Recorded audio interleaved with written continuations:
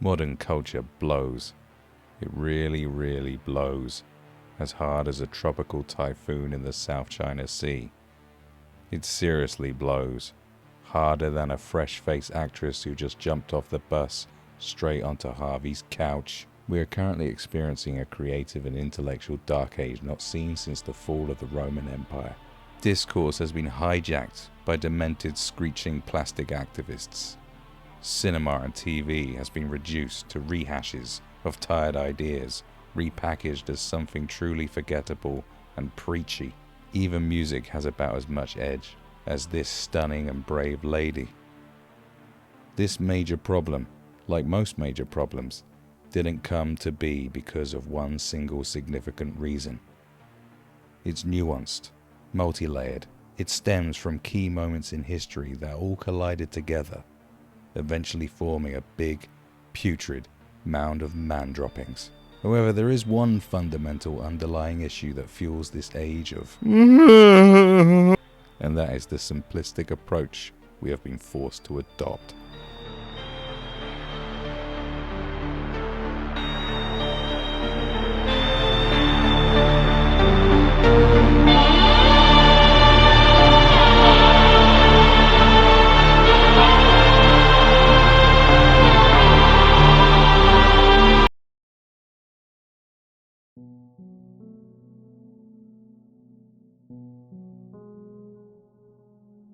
Big problems need big solutions, and in order to find big solutions, you have to dig deep. You need to examine all the evidence and how each piece contributes to the big problem.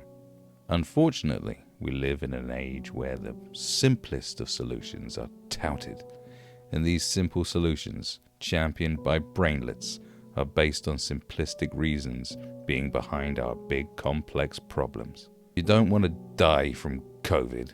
Get a vaccine. If you want black people to stop getting shot, end racism. If you want women to break through the glass ceiling, replace them with men. That last one was a little joke, and unfortunately someone will be very upset by it, because deep down they are suffering from complex problems that they believe can be solved by the simplistic solution of ridding the earth of my existence. That's not going to help you, my dear broken friend. The reason people die from COVID isn't just about COVID itself. It's down to an array of factors, and not all of these factors can be solved by a couple of injections. You may have noticed that when you dare to ask questions, you'll be ostracized and rejected from polite society. Why? Isn't it good to be inquisitive? Apparently not. Questioning what people tell you is a sign of being a bad person. In fact, not just a bad person, but a dangerous person who is basically evil. Yes, basically evil. Basically, and what's the root word of basically? Basic. And what is the problem with modern culture? It's basic. Hans, are we the baddies?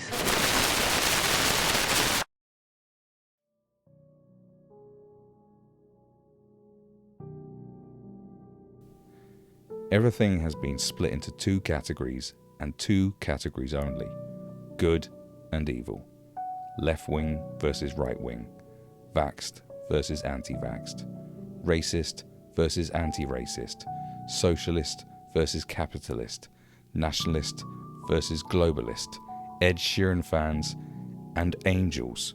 All of these opposing ideologies, whether real or not, are all the same concept. There is only one war, and it's a war that exists because of our egotism and fear. It is the war of good versus evil. Each opposing side truly believes that they are good and virtuous, and they must show how good and virtuous they are by condemning evil, and evil is apparently anything they disagree with or don't believe in. It wasn't always this way. Not so long ago, little conservative girls walked hand in hand with little socialist boys. They had some disagreements, but these were cordial. They could make jokes about each other without fear of getting firebombed. It was a beautiful time.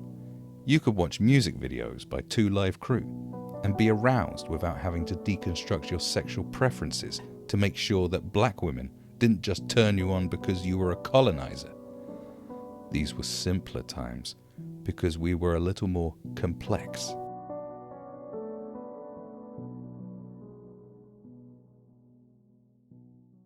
So what happened? Well, many things did. The underlying issue of everything being boiled down to just good and evil can be attributed to the neocons, Tony Blair, and the decay of Hollywood. And our general society. And there's a few other reasons, but you know what I'm saying. The term neocon, short for neoconservative, is most often used to refer to those who are quite fond of war. Not good wars like parts 1 and 2, but silly, pointless wars like in Iraq and Afghanistan. The term dates back to the 1960s to those who opposed silly ideas like communism. It is said that a number of neocons were originally moderate socialists who didn't like things going too far left. These neocons were disillusioned with the ideas of the new left, such as the Great Society. They believed that adopting liberal positions on social issues such as crime would be disastrous. They also didn't like the counterculture wing of the new left, with all their activism against the Vietnam War. By the 1970s, the Democratic Party was dominated by the anti-war mob, and the neocons would start to support the other side, and in particular, Ronald Reagan. Because Ronald Reagan didn't like communism and wanted to stop it spreading across the world. Neocons were influenced by intellectuals like Leo Strauss, a somewhat obscure lecturer who believed liberal society led to nihilism and was doomed for destruction, and arguably the most influential upon the neocons, and Alex de Tocqueville, considered to be the father of Western liberalism, who considered America to be the shining light for equality in action. Neocons would go on to become more aligned with traditional religious conservatism and became particularly concerned about culture and mass media. Art, music, movies, television, books, and even the internet in the end were used to express the values of the people. And these mediums were expressing filth. Western culture was becoming more and more degenerate and morally corrupt. This degenerate behavior was a sign of a cultural crisis in the West, which was a symptom of the counterculture movement of the 1960s, something that had attacked and eroded traditional values. Neocons believed the declining influence of religion was a major factor in this cultural decline. The people didn't believe in something that was bigger than themselves, such as an almighty deity like God. Unlike the ultra-religious conservatives, the neocons believed in keeping church and the state separate, because religion could lead to division and intolerant societies that destroyed communities. But they also saw the danger of modern liberalism, which was trying to remove religion. Neocons were also quite fond of political correctness and believed in diversity and multiculturalism. Neocons believed in political correctness because it avoided problems, such as OTT backlashes, like when some French people drew a cartoon and ended up full of bullet holes. Neocon ideology was about combating what they considered to be harmful and creating a new, higher purpose for the modern age with a new, beautiful constructed narrative. It encompassed the ideas of Leo Strauss, that America was destined to battle evil across the world. Whether that threat of evil was real or not didn't matter. It was about inspiring the people and uniting them behind one cause that could save the soul of America. During the 80s, the neocons became more and more influential and powerful. Many would become advisors to Ronald Reagan, playing a fundamental role in helping him become president.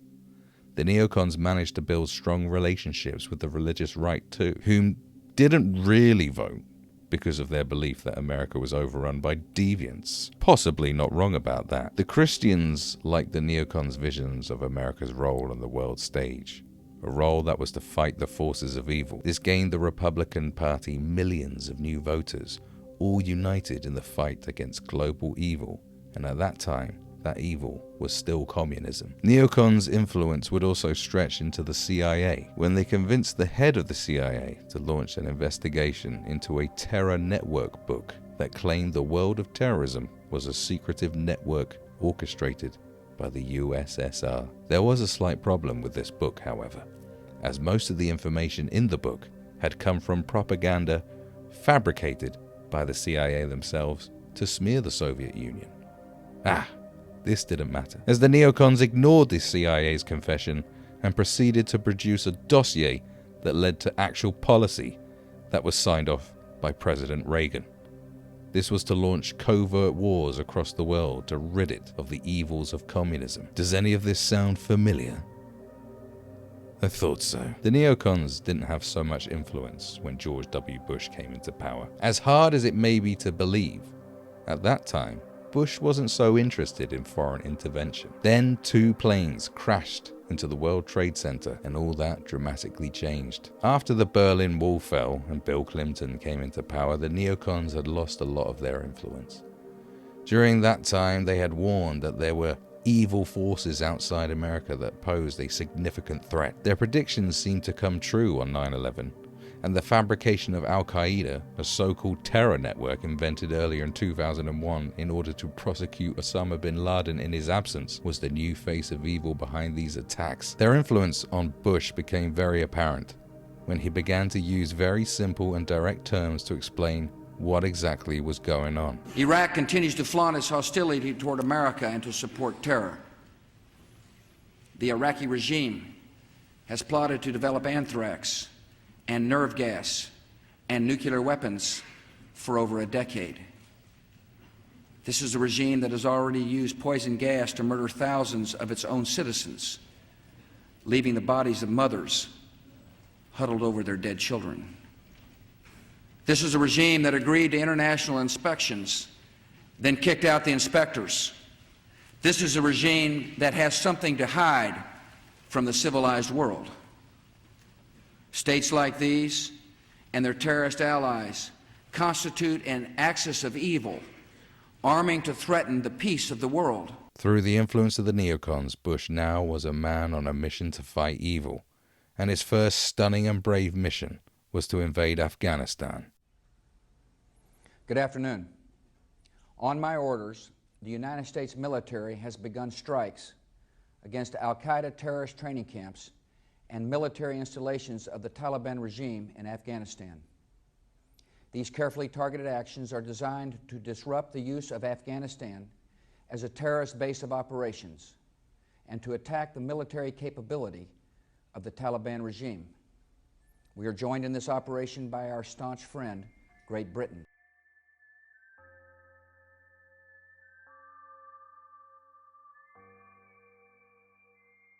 But it wasn't just the neocons and their simple ideas about good versus evil that influenced Bush. There was also a stunning and brave hero from a little land known as England, called Tony Blair. 2 years after coming into power after a landslide victory with his new Labour movement, Tony Blair found a new, higher purpose. In 1999, Tony was instrumental in persuading NATO leaders to intervene in Serbia by bombing Serbia's military. For Tony, this was a moral crusade. After he had seen millions of ethnic Albanians being persecuted and killed, he saw this as the biggest racial genocide since the Second World War. Tony felt they had no choice but to go and get involved, because just standing aside and watching these atrocities unfold wasn't an option. Evil must be stopped at all costs. These people have been driven from their homes and their homeland. Our mission is very simple and very clear. It is to make sure that they return to their homes and their homeland, to be able to live in peace and security, as should be the right of any civilized human being in our world. When Tony went to visit Kosovo following the successful NATO campaign, he received nothing but love. He was the savior of the Kosovan people. Tony Blair is held in such high regard due to his intervention that many boys born following the war were given a new name, Tony Blair, or just Tony sometimes. Tony had a vision. He had found a new calling, and this calling was to fight tyranny across the world. His foreign policy became very much in line with that of the neocons. Many forget about how Tony was changed by the intervention in the former Yugoslavia. Many forget that it was Tony who persuaded Bill Clinton that it was the right thing to do. Many forget that it was Tony and his neocon-style world vision who persuaded George W. Bush to invade Iraq. The now infamous intel that was used to sell the war in Iraq was a fabrication by British intelligence services, not the CIA. Before the invasion, a group of Iraqi experts had visited Tony to give him the lowdown on Saddam Hussein and Iraq, and why invading was all a very big bad idea. But Tony didn't listen to the experts. He listened to the fantasists who worked for MI6 instead. Tony told the experts that basically Saddam Hussein was evil and he had to go. Simple as that. The invasion of Iraq was not well received. It was the last time we had seen a protest made up of millions of citizens of all political and economic persuasions standing together for one common cause. That didn't matter though, because the legacy media, the fear machine, they were right on board. They loved the simplicity of the good versus evil narrative. They loved stoking up the fear of weapons of mass destruction, weapons that didn't exist, and they loved covering it in real, lurid time. It was easy to view Saddam Hussein as an evil tyrant. Hollywood had been painting him as such for decades, despite the fact that he had been a close ally, and his ascension to power was somewhat aided by the CIA. He wasn't a crazy tyrant. Hussein was just a man who had a gold toilet brush. Despite the anger towards the war and towards George and Tony, they never backed down. They were ridding the world of tyranny, fighting against an axis of evil that was very dangerous, because 9/11 had actually happened. It was just everything else that was made up. The invasion of Iraq was even rebranded. It wasn't called Operation Destroy Weapons of Mass Destruction. Oh no. It was called Operation Iraqi Freedom, similar to the name they decided to give the Afghanistan invasion, which was Operation Enduring Freedom. This wasn't a war about revenge or resources or security. It was a liberation of oppressed peoples from evil tyrants. As ridiculous as it may seem looking back, nothing has really changed, because the simplicity of the good versus evil narrative is still playing out in 2022. The enemy has always changed, but the narrative remains the same.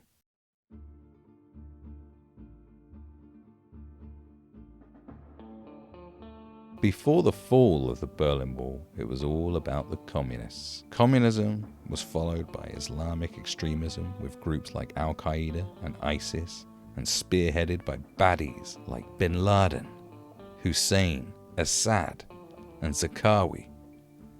And since the fall of ISIS, it's been Russia and Vladimir Putin. The media and Western allies have groomed us into accepting Putin as the new face of evil, a master puppeteer behind everything we don't like.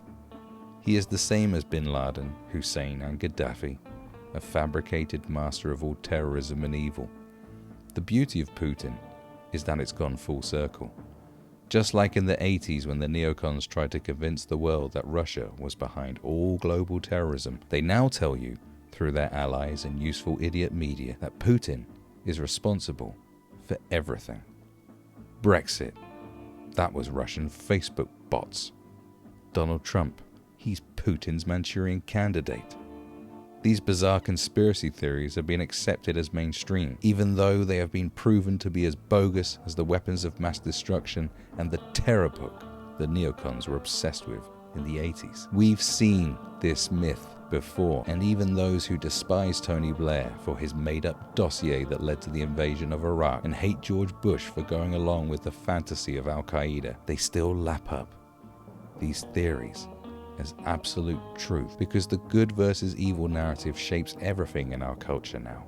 So much so, it's beyond parody. So much so that satirists can't even earn a living, because what's actually happening is far more ridiculous than anything they could ever conjure up. This good versus evil narrative can be seen right across the spectrum of pop culture. Every celebrity who once prided themselves on being anti-war are now drum-thumping warmongers themselves. The neocon state of mind has infected everything, and those who champion so-called liberal ideas and causes are in fact neocons now, because they too believe in their own deluded sense of purpose, and that purpose is to fight evil. And just like the neocons, they strongly believe in political correctness, because they think a polite society is better off not annoying lunatics who might blow up a concert full of children. They also believe in heavy censorship, because they have a neocon state of mind. They don't want the citizens of Earth being corrupted by the filth of podcasters, YouTubers, and rogue celebrities and politicians. Tony Blair's moral crusade may have been incredibly self-absorbed, and why wouldn't you get caught up in your own bullshit when a whole nation calls you their savior and names their kids after you? But now almost everyone is Tony Blair, guided by narcissism and inspired by simple narratives. These people are one-dimensional. This is evident in most entertainment. Films and TV no longer care for any nuance, complexity, or storytelling craft. They're merely corporate cash cows that also serve as ridiculous propaganda, designed to groom the unsuspecting masses. Lead characters are flawless, supreme heroes with no contradicting traits or bad habits. They are pure, brave, and righteous. They are entitled to succeed because they are merely good, and nothing they ever did was bad. They're simple good guys, and everyone else who opposes them are baddies. It doesn't matter how much destruction they cause during their pursuit for good. It doesn't matter how many die as collateral. They're stunning and brave and deserve some respect without earning it. This is the neoconservative narrative for America, a noble place that leads the world by stunning and brave example. You could look at countless examples of this, but I'll just pick two. Star Wars is a simple good versus evil story, but everyone in the original and even the prequel trilogy had rounded characters. No one was perfect. They had to overcome obstacles. They grew as human beings, well, intergalactic humanoids or whatever, and made tough decisions that weren't so clean cut. Compare that to Rey Skywalker, and you can see a distinct difference. She is just awesome, and that's it. She doesn't have a personality. She doesn't learn anything. She doesn't struggle. She doesn't make tough decisions. She's just good and awesome, just like Tony and George. That's it. And the bad guys are just that, bad guys. You might argue that whatever this guy's name is a little more complex. Hardly. This man killed his dad for no real good reason, just like Vladimir would, because he's a baddie too. Then look at Jurassic Park and Jurassic World. There are no real villains in Jurassic Park, just a financially desperate man and the instincts of nature's predators. There are tough questions about what is morally right and whether playing God is a good idea. It's about survival, and that's something we can all relate to, because we are all just trying to survive one way or another. Jurassic World has a man from the military who wants to use velociraptors as weapons of war. This is clearly a preposterous idea, and also one stolen from aliens, but also a great example of the simple good versus evil narrative. Man who talks to dinosaurs, good. Man who wants dinosaurs to go to war, bad. Even though most people would be fine with trained orangutans to launch grenade attacks on the Kremlin right now, they still don't like bad military man in the movies. No one discusses what is right or morally tricky. It's all simple. These people care for dinosaurs because they see their humanity, and this guy sees them as less than human and just a commodity for profit, and profit is evil. You can see this simplicity everywhere.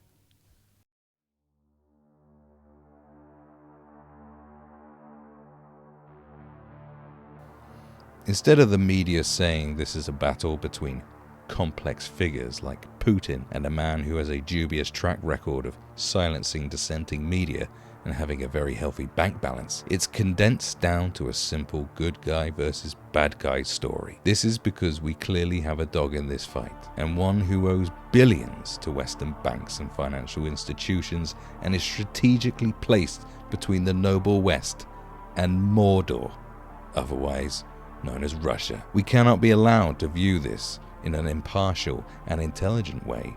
Nothing is up for debate in the fight for good. Tony Blair didn't care for complex information about the inner workings of Iraqi culture. The neocons didn't care that the terror book was fabricated by the CIA. And George Bush didn't care that the FBI invented Al-Qaeda. No one cares if Putin or Zelensky are telling the truth or not. It's the world vision and the cause that matters, and that has done for decades. This is why they don't like to talk about facts that are complex, such as Israel providing a neo-Nazi group with weapons to fight the Russians. The workings of global politics are very complex, but we're not supposed to learn about it or debate it. And when we see Nazis, people we all believe are evil, being championed by the media because now suddenly they are with the good guys, we are just told that they're not actually Nazis, despite being told they were Nazis back when it was convenient to do so. This is the legacy of good versus evil. This is a legacy of man babies dressing up as their favorite characters whilst waiting for the latest corporate slop to be beamed onto a huge screen. This is why useful idiots champion Batwoman becoming a lesbian as some sort of victory whilst their government bombs the living piss out of toddlers in Yemen. This is why we're constantly screeching at each other. People will tell you that those in power are deliberately playing us off against each other. No, because that's just another example of the simple good versus evil idea conjured up by misguided idealists like the neocons. We're all guilty now.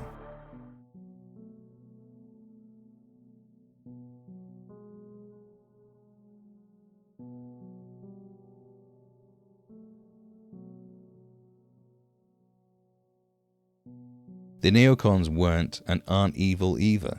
Communism is terrible. America, and much of the West, has been descending into deviancy and lost its way. Islamic terrorism is clearly a problem. Putin is clearly a bit of a nutter. However, their approach and many of their core ideas have been terrible. The bizarre and funny irony is that the neocons and their ideas have shapeshifted and adapted into something that champions deviancy and debauchery. The things they once warned were threatening to America's very survival. But it's only what is considered good or evil that has changed. The good and evil narrative remains unchanged and unchallenged. They created the good versus evil narrative. And when you are labeled the bad guy, everyone knows what to do, because everyone is like Tony and George. We do horrible things to bad people because it's what's morally right and justified, because we are the good guys when we are told we are, and that's nice and simple.